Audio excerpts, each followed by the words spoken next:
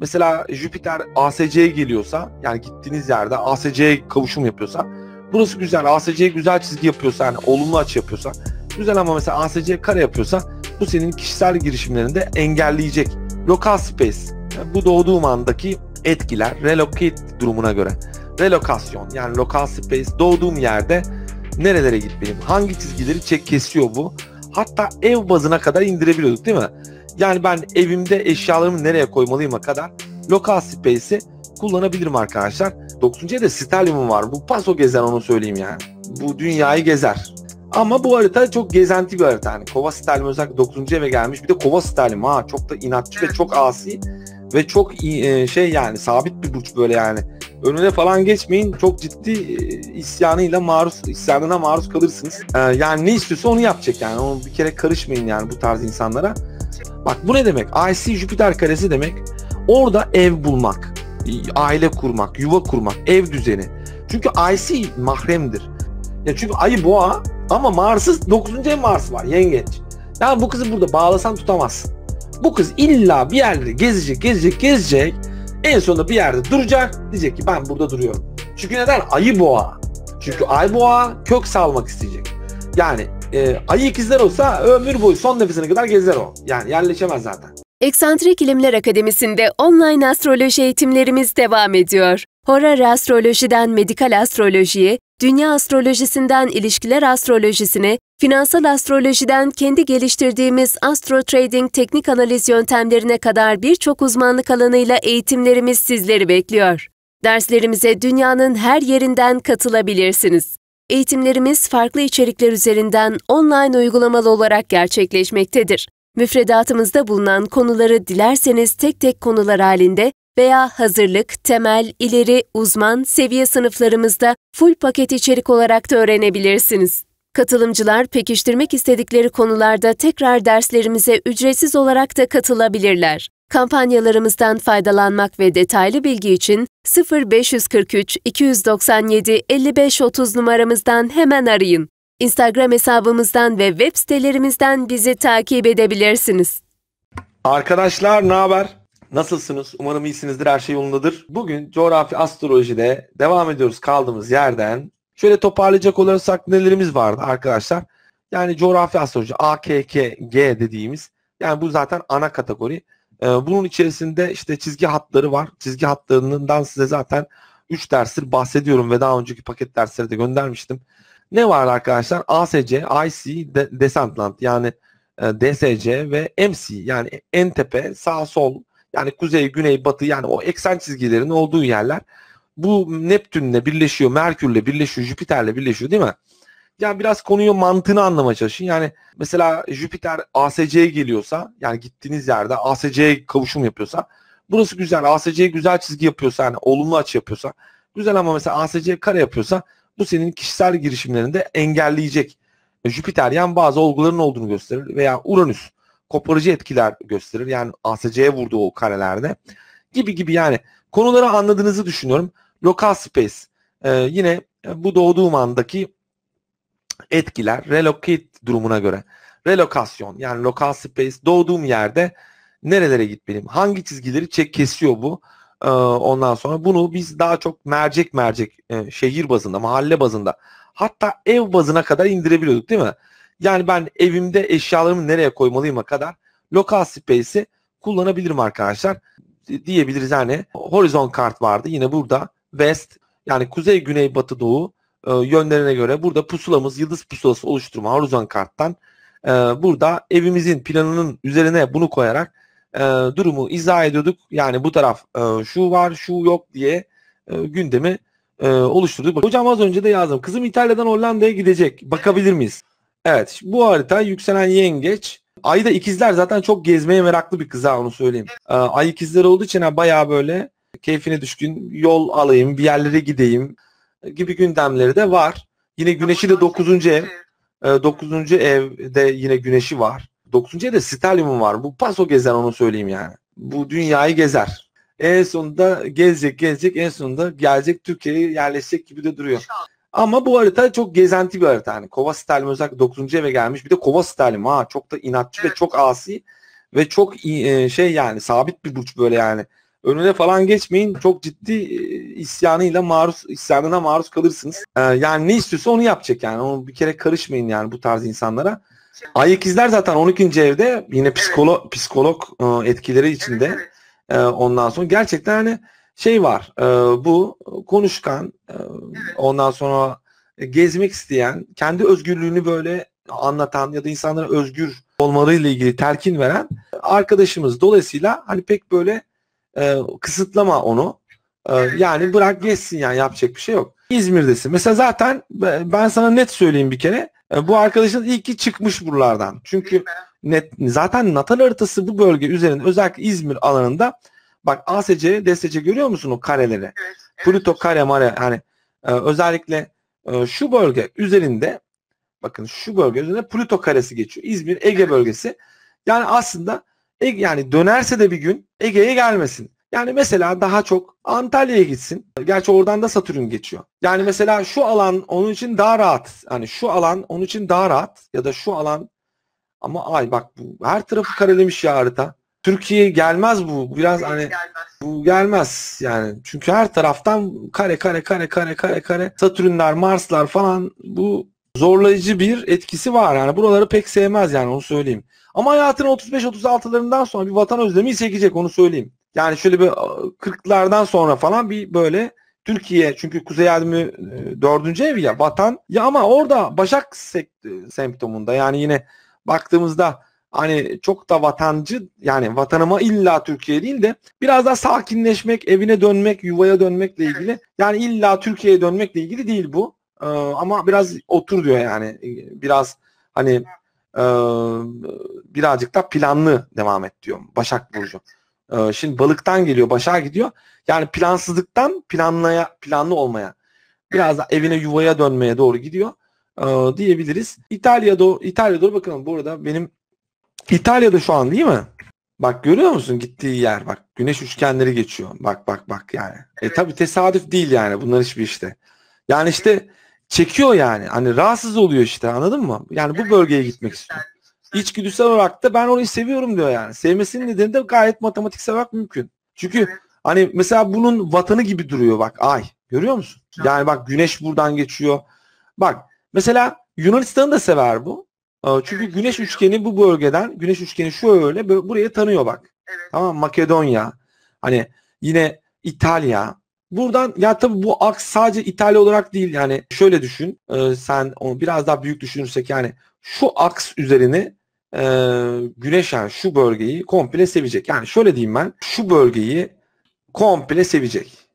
Çünkü bu bölgede burada ayı var, burada güneşi var yani tamam mı? Hani bu bölgeyi zaten kapsamış.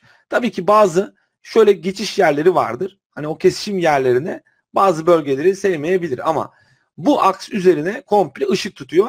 Harita özellikle dediğim gibi Berlin, Almanya, Münih, İsviçre, Milano, İtalya gibi bu alan üzerine gerçekten vatanı gibi hissediyor olabilir bu bölgede. Şu bölgelerde çok önemli birileri bekliyor onu bak işaretliyorum. Yani tamam erkek arkadaşı var sonuçta evli değil. Yine de alıcı gözle baksın hayata yani. Bir dakika şurayı işaretledim. Orayı siliyorum. Orada Venüs bak Lilith'le kavuşuyor. Görüyor musun bak? Lilith alttan geliyor. Şurada kısık duruyor. Mesela şurada Merkür, Lilith bak. Burada mesela çeşitli entrikalar yaşayabilir şu bölgede. Ama şu bölgeler temiz mesela. Hani bak Merkür geliyor şurayı kesiyor. Bak Juno hattını kesiyor. Görüyor musun Juno hattını? Şuradan çok güzel bir şekilde hani Venüs hattıyla burada kavuşuyor. Ondan sonra Merkür flörtler bak şu bölgeler. Şu bölgeler. Onun için gerçekten muhteşem şeyler sunuyor. Kendine çok iyi bak. Görüşmek üzere. Allah'a emanet ol. Derslerde yine görüşürüz. Ben diğer arkadaşla geçiyorum. Hocam benim çocuklarım Amerika'da hem gitmek istiyorum. Gitmem uygun mu? Şu an Dallas'ta. Şöyle bakalım. Şimdi buraya doğru gitmek istiyor. Bir dakika. Şuradan şuraya oynamaya çalışıyor. Şurada falan. Şu anda değil mi? Arkadaşımız burada ve ülkenin şu bölgesine doğru gitmek isteyecek. Yani bu arkadaşımız şu bölgeden şuraya doğru gitmek istiyor. Bakalım etkileşime. Şöyle uzak baktığımız zaman şöyle e-tespekti açalım şu an. Bütün hepsini açalım. Bakalım oradan neler geçiyor. Türkiye doğumlu bir arkadaşınızın olduğunu görüyoruz. Bakın enteresan bir şekilde Türkiye'den güneş hattının nasıl da burayı kestiğini görüyoruz. Bakın güneş hattının. Evet, Dallas'ı kestiğini görüyoruz. Güneş hattı. Güneş de senin hayatını idame, yani güneş, ay mesela bundan çok önemli. O bölgeye çekiliriz. Genellikle ay tarafına gitmeye çalışır herkes ya da böyle güneşi çok severiz. Yani güneşin olduğu tarafa gitmek. Çünkü kendini ifade etmekle. Tabii oraya gittiğinde harita değişiyor şimdi. Hani bunların hepsini de hesaba katmak lazım. Oraya gittin, haritada gündem değişmeye başladı. Şimdi güneşi 10. evinde olan birisi tabii ki yani güneşin daha rahat yaşayacağı, güneşi daha rahat olacağı yerlere gitmek ister. Güneş çizgisi üzerine doğru da çekildiğini görüyoruz. Bak, lokal space'in onu bu tarafa doğru nasıl büyük ölçekte attığını görüyoruz. Yani özellikle enteresan, bakın enteresan bir şekilde İngiltere, yani Londra'nın da üzerinden geçiyor. Yani bakın etkileşimin buradan, yani bu arkadaş buradaydı, buraya gitmek istiyordu ya bak. Tam güneş hattı üzerinde oynadığını görüyoruz. Enteresan. Burada yani şurada doğmuş ya. Şimdi tabii bütün çizgileri açtığım için şu an makine kafayı yedi. Şöyle biraz sadeleştirelim. Şurada doğmuş ya arkadaşınız. Biraz çok büyük ölçekte bakıyorum şu an lokal space'e. Bakın güneş hattının buradan buraya gittiğini görüyoruz. Kolombiya tarafından da geçen bir etkileşim var. Peru falan. Oralara gitti mi hiç? Yani nasıl mesela, tamam işte, ama yine de ay üzerine gittiğini görüyoruz. Görüyor musun? Bak. Görüyor musun bak şu. Nasıl da o tarafa doğru çekiyor yani enerji. Şimdi tamam. Bak şimdi İngiltere okey, bakalım. Şimdi temel doğasında iki bölgeyi de inceleyelim arkadaşlar. Şöyle biraz daha ben o bölgeye zoom yapacağım. Tamam, oraya çekiliyor ama burayı seviyor mu yani? Dallas'tan özellikle şimdi bakalım. Abo, Jüpiter, bir kere ben direkt bu kareyi gördüm. Burada knockout, yani bu Jüpiter karesi geçiyor buradan. Dallas şimdi mercek tutuyor artık yani. Bak şimdi güneş aksı buradan böyle geliyor. Bu kız burada yaşamak istiyor ama yani Jüpiter karesi var. IC. Bak bu ne demek? IC Jüpiter karesi demek. Orada ev bulmak, aile kurmak, yuva kurmak, ev düzeni. Çünkü IC mahremdir. Yani IC alanı IC dediğimiz en dip nokta, temel. Yani orada barınma, orada oturma. Jüpiter buradan sürekli oraya kare vurmuş yani. Bu ne demek? Yani ya bu arkadaşın orada evle ilgili bir sorunu var. Ya yuva ile ilgili, yani bir orada kalmakla ilgili bir. Tam Dallas'ın üzerinden bakın kuzey ay düğümü geçiyor arkadaşlar. Enteresan. Genellikle mesela kuzey ay düğümü olduğu tarafa çekiliriz arkadaşlar. Tamam mı? Kuzey ay düğümü geçişlerine bakın. Kuzey ay düğümü oraya git diyor. Kuzey ay düğümü IC kavuşumu. Ama orada diyor bazı sorunlar yaşamakla ilgili. Orada mesela yuva ile ilgili bir sorun yaşadı mı acaba? Evle ilgili. Evet, tamam. O zaman şöyle düşünelim. Orada Jüpiter'i başka daha nasıl orada konuşabiliriz? Yayın yapmak, basın, radyo, televizyon bir şey lanse etmek. Acaba bir şeylerin reklamını yaparken orada zorlanıyor mu? Kendini lanse ederken zorlanıyor mu? Çünkü Jüpiter IC noktaya kare yaptığı için bir şekilde senin hani kökten sarsıcı olaylar ortaya çıkarabilecek gibi duruyor. Çünkü ayı boğa, tamam mı? Yani bir yere kalıcı olarak yerleşmek istiyor. Ama diyor o yer burası olmasın diyor. Yani hani Türkiye olmasın. Yani Türkiye haricinde her yere yerleşebilirim ben diyor. Ama diyor ben kalıcı bir vatan istiyorum diyor yani. Yani kız kendini bu ülkeye ait hissetmiyor. Anlatabiliyor muyum? Ya çünkü ayı boğa ama Mars'ı 9. ev Mars var, yengeç. Yani bu kızı burada bağlasan tutamazsın. Bu kız illa bir yerleri gezecek. En sonunda bir yerde duracak. Diyecek ki ben burada duruyorum. Çünkü neden? Ayı boğa. Anlatabiliyor muyum? Çünkü ay boğa kök salmak isteyecek. Yani ayı ikizler olsa ömür boyu son nefesine kadar gezer o. Yani yerleşemez zaten. Bir diğer haritaya geçeceğim. Sormak istediğim bir şey var mı? Kendine iyi bak. Görüşmek üzere. Şimdi sen diyorsun ki yeni değişim Antalya'dan Eskişehir'e geldim fakat bana Kayseri'ye gitmem gerektiği söylendi. Evet, Kayseri. Şimdi Kayseri tam olarak baktığımızda coğrafi haritamızda Tuz Gölü, evet şurası falan. Güneş üçgenin geçiyor. Çok güzel. Yani hatta şu bölge de çok güzel. Şu bölge de çok güzel. Yani Eskişehir de yani kötü değil. Ay falan da orayı kesiyor. Valla sen yani şu aks üzerinde git. Hatta şuraya kadar git. Hatta ben sana biraz daha ek bir şeyler söyleyeyim.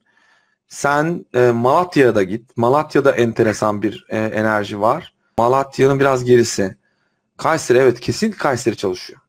Ve Kayseri şu Elbistan tarafı, Maraş yani Maraş tarafı çok iyi çalışıyor.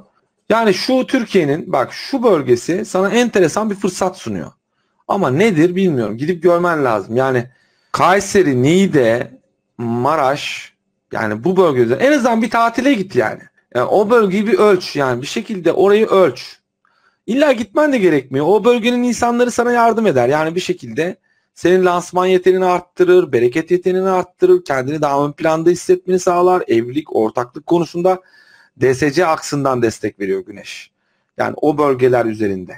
Burada sen ama seçim senin. Şöyle bir şey bakalım. Progres haritanında Güneş tıkanmış durumda. Parasal konularla ilgili bir şeylerle ilgili bir sıkışmış görünüyorsun şu anda. Sektör değiştirin. Evet, bir şeyi değiştiriyorsun şu anda ve yeni umutlar var. Yeni umut elde etmek zorundasın. Tek kare Güneş burada. Başka çaren yok. Yeni para kaynakları oluşturmak zorundasın. Başka çaren yok. Peki burada bakalım şimdi.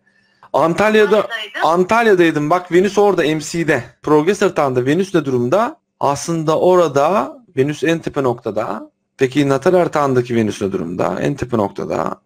Venüs en tepede. İkizler Neptün karşıtlığı var. Kariyerinle ilgili bir şeyde sana söylenen vaatler yerine getirilmedi mi? Şu an Jüpiter şu bölgeden geçiyor. Bu yavaş yavaş böyle ilerleyecek ama enteresan bir şekilde bu bölgeyi de zorlayan Maraş, Niğde, Kayseri, hani o bölgeleri zorlayan bir kuzey halimi geçişi var burada. Yani oraya doğru çekilmek isteyebilirsin. Şu bölge, şu bölge, şu bölge. Çok güzel fırsatlar sunuyor sana. Yani Eskişehir'de olabilir de Mars geçiyor yani. Çok büyük ve randımanlı bir şey sunmuyor. Jüpiter'den bahsediyorsun. Jüpiter'den bahsediyorsun. Mars nere, Jüpiter nere? Sen ne işin var Eskişehir'de?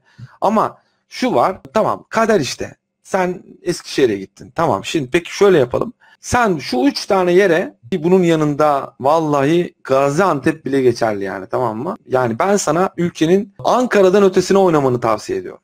Her yer çalışır burada yani, onu söyleyeyim. Her yer Paris burası, anladın? Nereye gidersen yani Ankara'dan al makas eline kes. Tamam, Ankara'dan öte kes. Bu tarafı çalışmaz değil. Bu tarafında zor bir etkileşim yok ama o verimli olanlar bu tarafta, anladın mı? Yani verimli etkileşim o tarafta. Yani daha çok böyle Malatya, Kayseri, Diyarbakır yani. Ya en azından tatile git ya. Tatile gideceğin zaman herkes Antalya'ya gider ya, Bodrum'a gider. Sen gitme. Sen Kayseri'ye git, Malatya'ya git, Diyarbakır'a git. Yani tanı oraları, o coğrafyayı tanı. Orada sana çok güzel fırsatlar var. Coğrafi olarak o bölge senin için güzel. Ama o anda ters bir etkileşim alırsın. Bak ben sana söyleyeyim. 14 Mayıs'tan sonra bir yere gideceksin zaten. Jüpiter balığa geçti mi transitten zaten sen Bismillahirrahmanirrahim diyorsun. Jüpiter 2 derece Bismillah diyecek buraya. Jüpiter buraya girince 6. evde Jüpiter biliyorsun uluslararası seyahatler falan filan, gezmek, tozmak, uzaklara gitmekle ilgili. Şimdi 6. evde taşınmakla ilgili, seyahatlerle ilgili, işle ilgili. Plüto'da 2. evinde kontak kuruyor bu Jüpiter sen.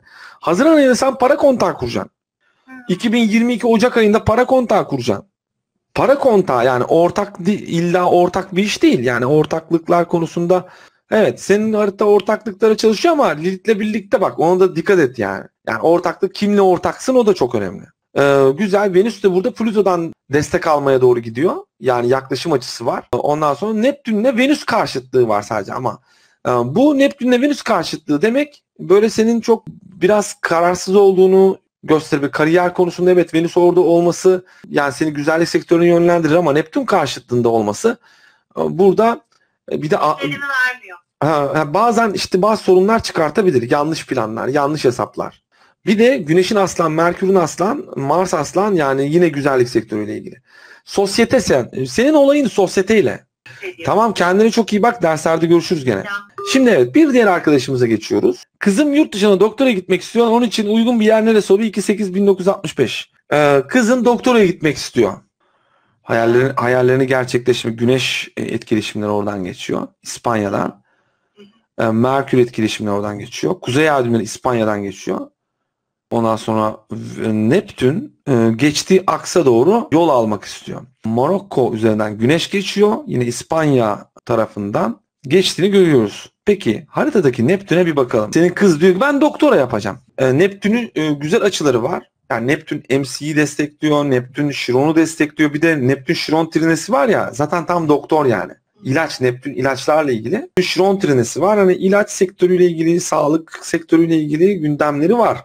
Şimdi oraya baktığımızda da Türkiye'den, o bölgeden tam da Neptün'ün geçtiği. Ya peki İngiltere'ye gitmek diyordu değil mi? Bir de İngiltere var. Yine kuzey ay düğümlerinin geçtiği aks orası. İspanya, İngiltere aynı yer. Aynı şey ama Etkileşim olarak baktığımızda evet, kuzey yardım güney yardım aksları burası. Kuzey yardım güney yardım akslarının olduğu yer. Bak görüyor musun? Enteresan bir şekilde. Kadersel olarak bak bu bölgeden geçiyor MC. Bak görüyorsunuz. Bakın arkadaşlar. Ve enteresan bir şekilde oraya gitmek istiyorum diyor. Yani görüyor musunuz? Oraya doğru çekilmek istediğini gösteriyor. Peki doktora yapmak, öğretim görmekle ilgili konular Merkür'le de ilgilidir. Merkür'ün olduğu yer ya da Jüpiter'in olduğu yer akademi konusunda daha iyidir. Mesela şimdi bu arkadaşın buraya gidebilir.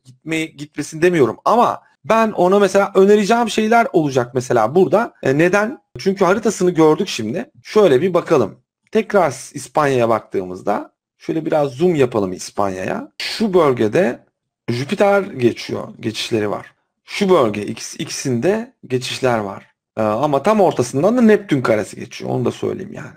Yani birazdan mercek tuttuğumuzda yani İspanya değil de ya gidebilir ama yani daha başarılı olacağı yerler var. Şimdi bir kere gidecek yani, tamam mı? Mesela İngiltere'ye gitse mesela aynı aks, mesela Venüs kareleri falan, hani buraya da gidemez demiyorum. Gitsin ama kuzeyleri geçtiği için gitmek isteyecektir bir şekilde ama şimdi mesela onun için daha güzel yerler önerebiliriz. Mesela nedir? Jüpiter'in daha iyi çalıştığı yerler. Çünkü ne diyor bu arkadaşım? Akademik olarak ben gideceğim diyor, değil mi? Yani sonuçta oraya ben akademi için gideceğim diyor. Şimdi okul için arkadaşlar bir yere gidecekseniz Merkür'ünüze gidin, Jüpiter'inize gidin. Yani Jüpiter daha büyüğü. Mesela Jüpiter karesine akademi yapmaya gidilmez yani, tamam mı? Hani daha çok İngiltere onun için çok güzel fırsatlar sunabilir birkaç yıllığına. Jüpiter aksı bak görüyorsun şuradan geçiyor. Güneş buradan geçiyor. Satürn buradan geçiyor. Kuzey hamleleri buradan geçiyor. Bunlar güzel etkileşimler. Onu söyleyeyim. Şiron buradan geçiyor. Juno buradan geçiyor. Bir partner var. Onu söyleyeyim. Tabii kimle tanışacak onu bilmiyorum. Haritasında 2023'te bir partnerle sorun da var. Onu da söyleyeyim. Ama burasını veriyor. Onu söyleyeyim. İngiltere. Biriyle tanışacak gibi duruyor zaten. 2023'te zorlayıcı olaylar var. Yani kızın hani Güneş Venüs'e çok yakın progres haritasında. Zaten bir ilişkiye doğru gittiği belli. Ay teraziye geçti. Mars'a doğru gidiyor.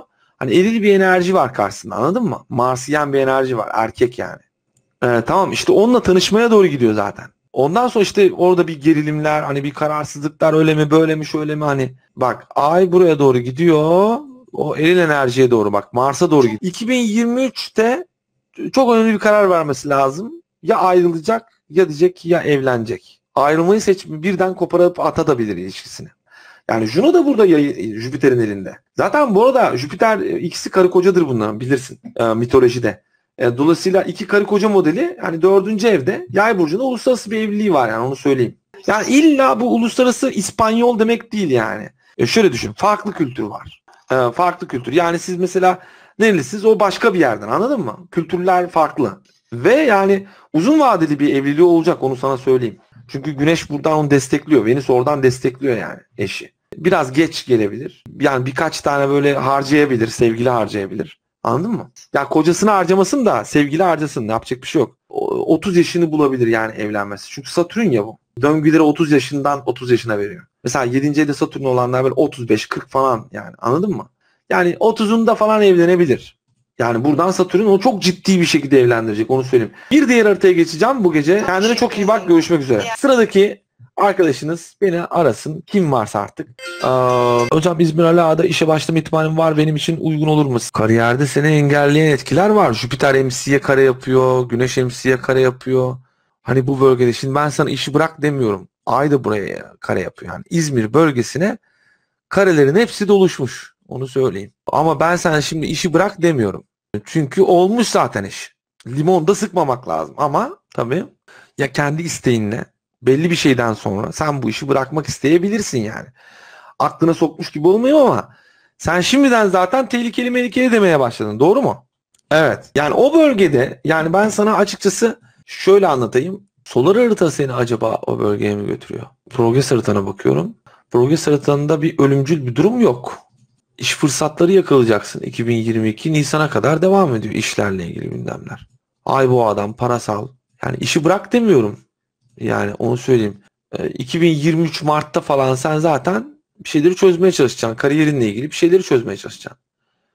2023 Mart'ta falan başlıyor senin yeni bir işe tekrar girmekle ilgili. Anlaşmayı feshetmek, bir daha başlamak. Yani şu ay baksana Mars'a vurdu, Satürn'e vurdu, ay 4-5 vurdu tepeye yani. Şu anda mesela progres haritanda İstanbul, hani şu bölge aktif. Satürn bak şuradan böyle çok güzel bir destek var sana. Evet, bir diğer arkadaş. Evet, bir diğer haritaya geçeceğim. Burada sen diyorsun ki ben Ege'ye gideceğim. Bakalım dur, taşınma alametlerin var mı senin? Taşınma alametlerin. Satürn nerede gidiyor? Kova'da. Evet, Jüpiter balığa geçince evet. Şu bölgeyle kontak kuruyor yeni adresler. 7. ev yeni adres demek. Uranüs'ü burada kontak kurduruyor ama Jüpiter balığa geçecek. Evet, kesin gidiyorsun sen. Jüpiter balığa girdi mi senin 4. ev taşıma kontak alıyor Satürn'den. Sen bu 14 Mayıs'la Haziran arası taşınırsın, onu sana söyleyeyim. Satürn'ün kontak alıyor çünkü kontrat imzalıyor. 12. evden kontak alıyorsun Satürn'den. Bak Bodrum, Marmaris, bak Dalaman, Fethiye arası o çizginin bak şu bölgesi görüyor musun? Sakat. Onu söyleyeyim. Seni korkutmak için demiyorum. Teknik olarak orada rahat edemezsin. Ama gel sana biz yani mesela İzmir olabilir. Yani sen Ege kıyılarına gideceksen. Burası seni biraz yorabilir. Ama tabii çocuklar işin içine girerse durum ne olur bilmiyorum ama senin kişisel fikrin gene burası seni yorucu hissedeceksin. Ama çocuklarla bir şekilde katlanılır hale gelebilir çocukları katarsan. Ama herkes bireysel olarak olayı hissedecek. Yani çocuklarından birisi burayı çok sevebilir. Ama sen çocuğun için burayı sevmek zorunda kalırsın, anladın? Kompozit olarak şimdi çıkartacağım. Yani illa güzel bir açı geçmesine gerek yok. Karenin geçtiği yere gitmeyin yeter. Şöyle diyeyim. Şu bölge olabilir. Şu bölge olabilir. Ama dediğim gibi şu karelere, noktalara yaklaşmayacaksınız yani. Bir de Plüto hattına çok yakın bu yer, onu söyleyeyim. Yani biraz daha şuraya doğru yakın olma. Yani şu Plüto hattının olduğu taraftan uzak duracaksın. Şu bölge olabilir. Bu bölge daha iyidir. Yani onu söyleyeyim. Ama kesinlikle şu hat üzerinde Satürn kareleri, Matürn kareleri, Jüpiter kareleri yani keyfinizi kaçırır, onu söyleyeyim. Üçlü haritada. Zaten farkındaysan senin tekil haritanda da oralar şeydi. Üçlüde de orada bozuluyor. Senin Satürn aile yuvada ya da kökte, kök noktada kariyerine karşıdan bakan bir şey veriyor. Kariyerine muhalefet ediyor bu bölge.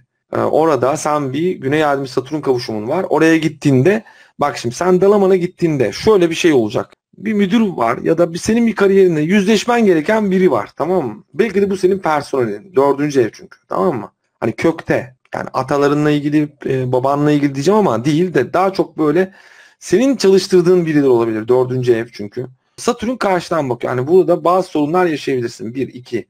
Güney Ay düğümü ya bir de. Ya da bazı sorunlar yaşamakla. Ya da orada bir adamla tanışırsın. Al başına belayı. Satürn Venüs karesi. Karmik ilişki. Satürn çünkü bunların hepsini bak aile, ilişki hepsini karelemiş durumda. Şimdi Satürn'ün olduğu yere gittiğinde Satürn DSC karesi ya buradan kare veriyor. İlişkiye hayır diyor yani sana. Yani oraya gittiğinde evlilik gibi gündemin olursa sorun çıkacak. Öyle diyeyim. Satürn attı ya kareliyor yani. Sorunlar var. Ama Jüpiter güzel çalışıyor. Jüpiter bir yandan veriyor. Yani arkadaş çevren çok geniş olacak. Jüpiter 11. evinde olduğu için kariyerinle ilgili belki hani şeyler yaşayabilirsin ama böyle orada yani şu Satürn'ün şimdi bak MC'nin Kuzey Ay yönetse de Güney Ay düğümü. Zaten senin bununla yüzleşmen gerekiyor diyor. Oraya gittiğinde de çok güzel bununla yüzleşirsin. Yani nedir bu yüzleşme? Mesela Ay Jüpiter trinen var, süper Jüpiter. Hani git yani ufak bazı sorunlar yaşarsın. Yaşa yani ne olacak o kadar da, anladın mı? Ama güzel şeyler var. En azından Ankara'dan iyidir. Yani en azından Ankara'da iyidir ama dediğim gibi yani Dalaman daha iyi gözüküyor şu an. Hani şey olarak bakınca şimdi. Hani Muğla'ya nazaran. Muğla da biraz içeride gerçi de. Yani hani bu bölge daha rahat en azından. Tamam mı? Şuraya doğru kaydıkça daha iyi. Bak mesela şuradaki Plüto aksine fazla yaklaşma ama ben sana şöyle çizeyim. Şu bölge, tamam mı? Senin için muhteşem. İlişkilerle ilgili bu bölgeye yaklaştıkça yani şuralarla dediğim gibi orada yani evlilik gibi gündemin olursa sorun çıkartabilir. Haftaya seçim asosya ilk derste görüşmek üzere. Allah'a emanet olun. Görüşmek üzere arkadaşlar. Hayırlı geceler dilerim.